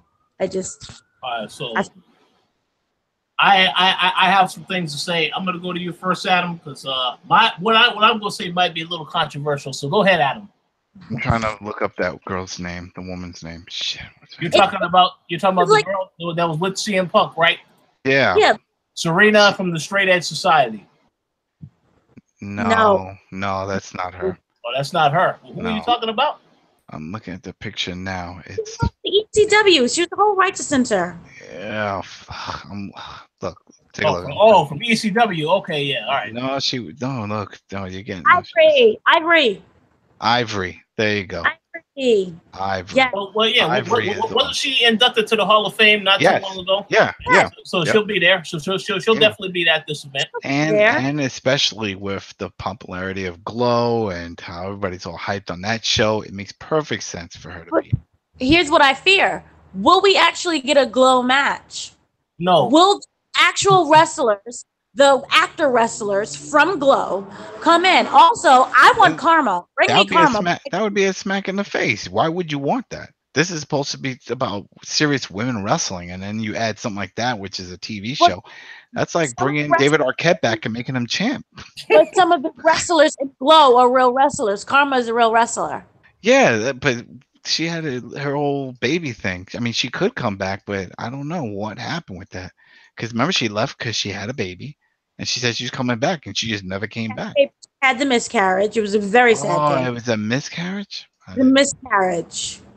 She miscarried. She ended up in TNA. She lost a whole bunch of weight, and then she ended up on Glow. That's horrible news.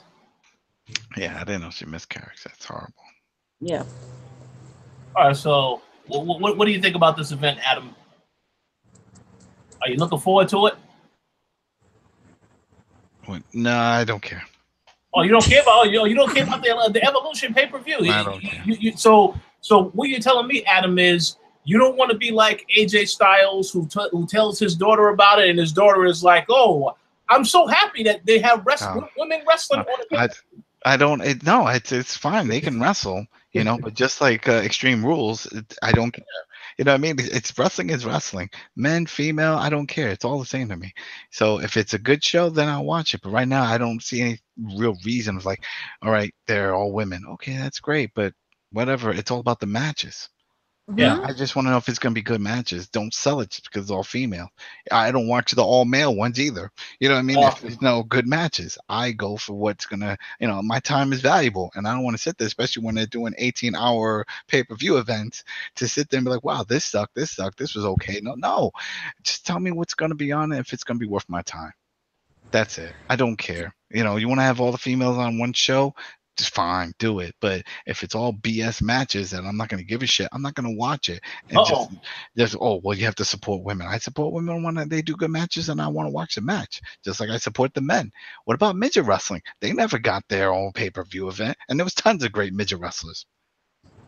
So I don't see the big stink. I don't see it. They were like, like you said, they're doing it because they have to put something up because of what happened with the Great Royal Rumble. That's still okay. I like the Mae Young because that is a tournament. I like tournament styles.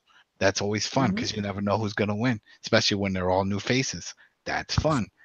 But this, until we figure out, think about it. Think of how many of the matches, female matches, you watch on Raw and SmackDown that you like so much that you would like to see these matches in a pay-per-view special form. And the only ones were the old NXT ones when they did Brooklyn Takeover. There you go. So, are we going to get any of that? Most likely not. Well, hey, they said NXT is on the card as well, so you'll get at least maybe one match that's actually good. You'll get one too, and also remember that they did a whole poll. WWE did a poll, and they asked which former superstar that they wanted back for Evolution, and this is when it goes into the whole AJ Lee thing. AJ Lee beat out Alundra Blaze, Beth Phoenix, Eve Torres, Jacqueline, Kelly, Layla, Michelle McCool, Molly Holly, Stacy Kleber, Summer Rae, and Tori Wilson. I believe all of those wrestlers that I just said are going to be coming back. Except for AJ Lee, right? Maybe AJ Lee. The beef that they have is with CM Punk. We don't need AJ, she could come back. Why would they have that in a poll? And say, who would you like to see? Oh, because they're trolls. That's why. Come on now. There's no way she's going to pick WWE over her husband. Her husband hates that company. He just went through a lawsuit that was funded by the damn company. Think about that. Think about that. He was crying on stand. He was crying on the stand. And you're going to say, oh, AJ, could you go work for those people next month when they do this pay-per-view event? No, come on now. She's definitely not coming back. And they put that there just to troll people. They have no plan to bring her. I can imagine, and I think it's pretty obvious that if she is there and if she is wrestling, then people are just going to be chanting CM Punk. Yeah. That's why I don't want her to return, so that they are chanting CM Punk. That's why I don't want to see the return. Now. Is that what? You're still chanting it now. Yeah, they'll chant it even more then. You're really teasing them. You're really teasing them because they're automatically going to think, oh, well, if AJ's here, Punk has to be here.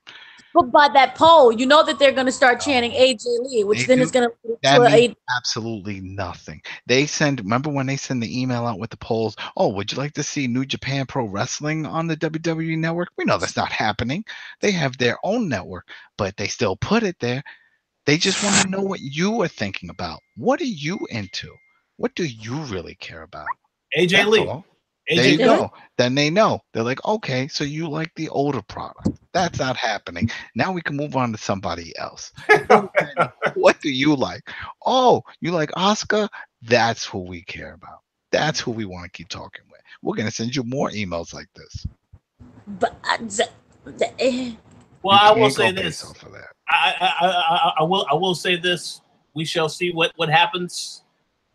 Anything is possible, but in regards to what I think of this pay-per-view, I think it is very hypocritical of WWE to do what they did with the Greatest Royal Rumble, and then you announce this pay-per-view as if this is an apology to anyone that you might have offended, knowing full well that they are going to have the Greatest Royal Rumble again next year, and we don't even know if the changes that they're going to make in Saudi Arabia are even going to be in effect at that point in time. That has nothing to do with WWE. That's Saudi Arabia's policy.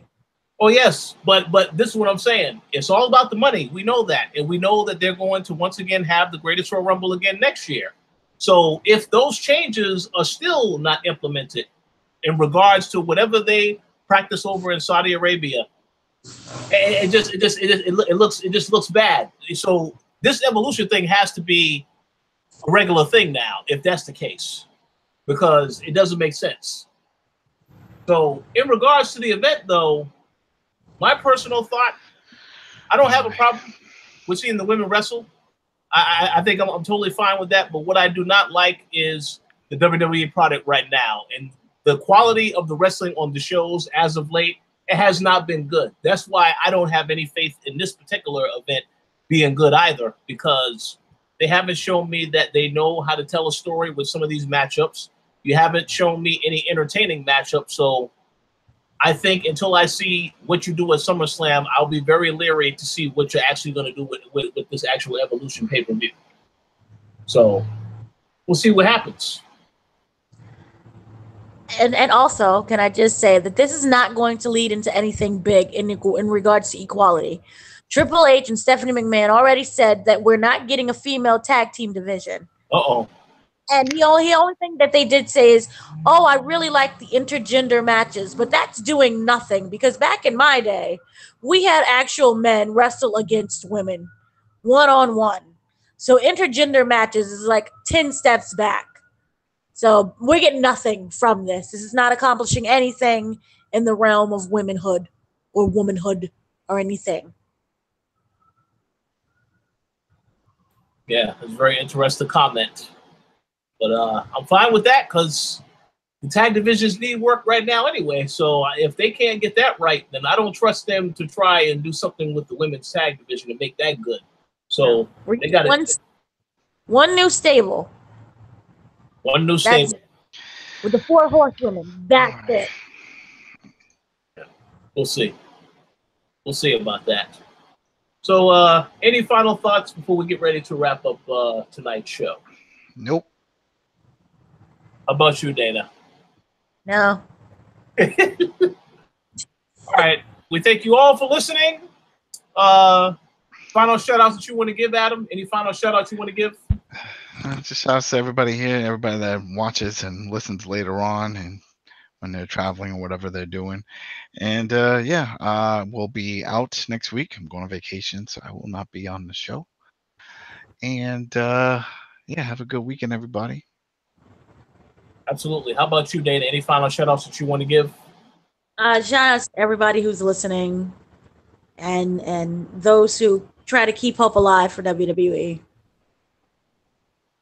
Absolutely. So shout out to all the listeners, the viewers. Thank you for your continued support, and we will talk to you all next week.